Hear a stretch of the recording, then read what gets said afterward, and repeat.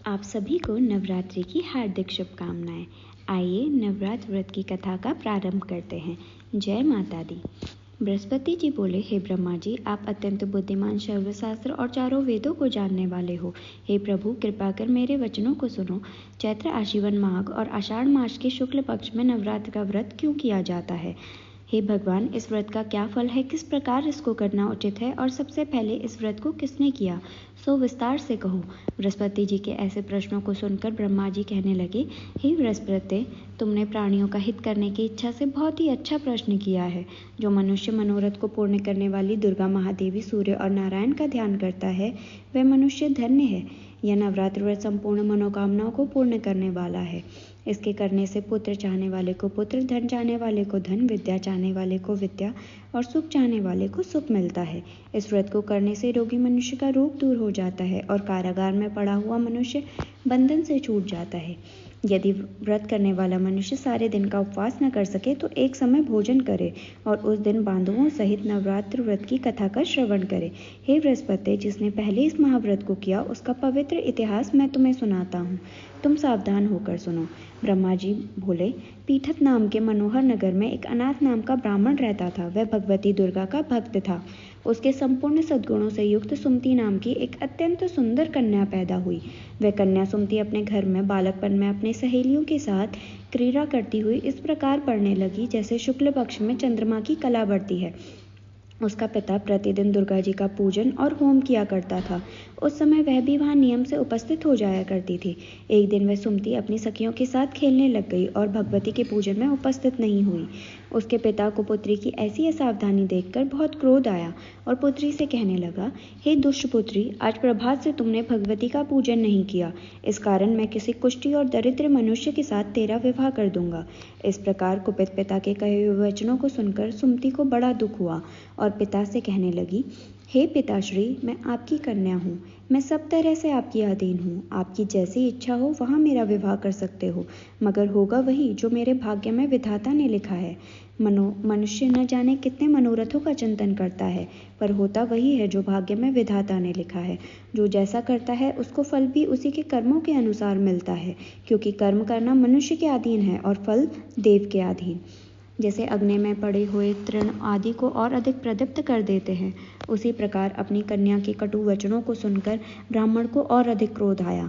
तब उसने अपनी कन्या का विवाह एक कुष्ठी के साथ कर दिया और अत्यंत क्रोध होकर कहने लगा, जाओ जाओ, जल्दी जाओ, अपने कर्मों का फल भोगो। देखें केवल भाग्य के भरोसे रहकर क्या करती है। इस प्रकार कहे हुए पिता के कटु वचनों को सुनकर सुमति को बहुत ही दुख हुआ और वह अपने भाग्य को कोसती हुई कहने लगी कि मैंने ऐसा क्या किया जो मुझे ऐसा पति मिला।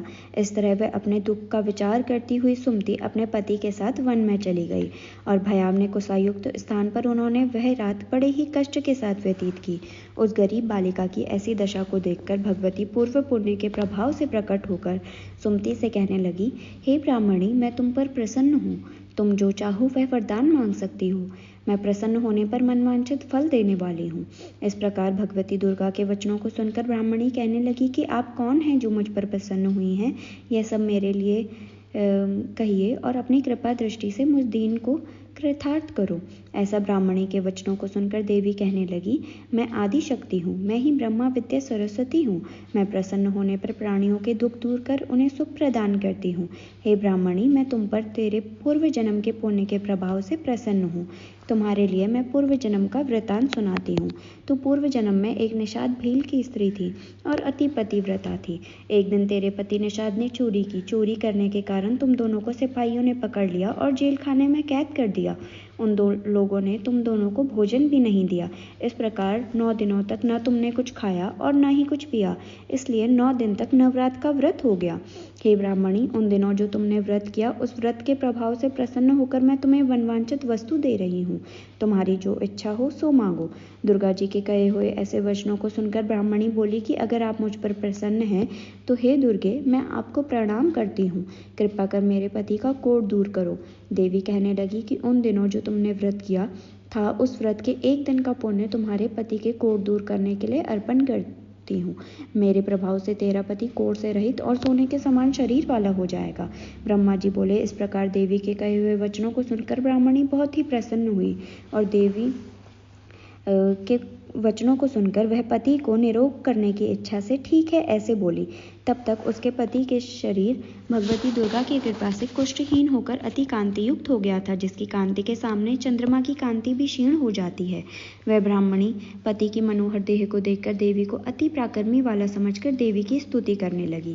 कहने लगी, हे दुर्गे, आप दुर्गत को दूर करने वाली हो, आप तीनों जगत का संताप हरने वाली हो, समस्त दुखों को दूर करने वाली और रोगी मनुष्य को निरोग करने वाली हो, प्रसन्न होने पर मनवांछित वस्तु देने वाली हो और दुष्ट मनुष्य का नाश करने वाली हो। तुम ही सारे जगत की माता और पिता हो। आपने ही मेरा इस आपत्ति रूप में समुद्र उद्धार किया है। हे देवी, मैं आपको प्रणाम करती हूँ, मुझ दीन की रक्षा करो। ब्रह्मा जी बोले, हे बृहस्पति, इस प्रकार उस सुमति ने मन से देवी की बहुत स्तुति की। उसकी इस स्तुति को सुनकर देवी को बहुत संतोष हुआ और ब्राह्मणी से कहने लगी, हे ब्राह्मणी, तुम्हारे उद्याल नाम का एक बहुत बुद्धिवान, धनवान, कीर्तिवान और जितेंद्र पुत्र शीघ्र ही होगा। ऐसा कहकर वह देवी उस ब्राह्मणी से फिर कहने लगी, हे ब्राह्मणी, अगर और कुछ तुम्हारी इच्छा हो तो तुम मांग सकती हो, तुम्हें मैं मनवांछित वस्तु दे सकती हूँ। भगवती दुर्गा के ऐसे वचनों को सुनकर सुमति बोली, हे भगवती दुर्गे, अगर आप मुझ पर प्रसन्न हैं तो कृपा कर मुझे नवरात्र विधि बतलाइए। हे दयावती, जिस विधि के साथ नवरात्र व्रत करने से आप प्रसन्न होती हैं, उस विधि और उसके फल को मेरे लिए सविस्तार से वर्णन करें।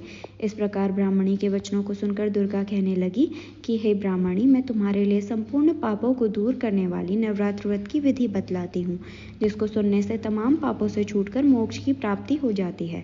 आश्विन मास के शुक्ल पक्ष की प्रतिपदा से लेकर 9 दिन तक विधि पूर्वक व्रत करें। यदि दिन भर का व्रत न कर सके तो एक समय भोजन करें। पढ़े लिखे ब्राह्मणों से पूछकर घट स्थापना करें और वाटिका बनाकर प्रतिदिन जल से सींचे। महालक्ष्मी, महाकाली और महासरस्वती की मूर्ति बनाकर उन्हें नित्य विधि सहित पूजन करें और पुष्पों से विधि पूर्वक अर्घ्य दें। बिजौरा के फल से अर्घ्य देने से रूप की प्राप्ति होती है। जायफल से कीर्ति और दाग से कार्य की सिद्धि होती है। आंवले से सुख और केले से भूषण की प्राप्ति होती है। इसी प्रकार फलों से अर्घ्य देकर यथाविधि हवन करें। खांड, घी, नारियल, गेहूं, शहद, जौ, तिल, बिंब, कदम, दाख, इनसे हवन करें। गेहूं से होम करने से लक्ष्मी की प्राप्ति होती है। खीर के चंपा के पुष्पों से धन और पत्नों से तेज की प्राप्ति होती है। आंवले से कीर्ति और केले से पुत्र की प्राप्ति होती है। कमल से राजसम्मान और दाखों से सुख संपत्ति की प्राप्ति होती है। व्रत करने वाला मनुष्य इस विधान के साथ होम कर आचार्य को अत्यंत नम्रता के साथ प्रणाम करें और यज्ञ की सिद्धि के लिए उन्हें दक्षिणा दे। इस महाव्रत को पहले बतलाई हुई विधि के अनुसार जो कोई भी करता है उसके सब मनोरथ सिद्ध हो जाते हैं और उन्हें इस बात में तनिक भी संशय नहीं है। इन 9 दिनों में जो कुछ भी दान आदि दिया जाता है उसका करोड़ों गुना मिलता है। इस नवरात्र व्रत को करने से अश्वमेघ यज्ञ का फल मिलता है।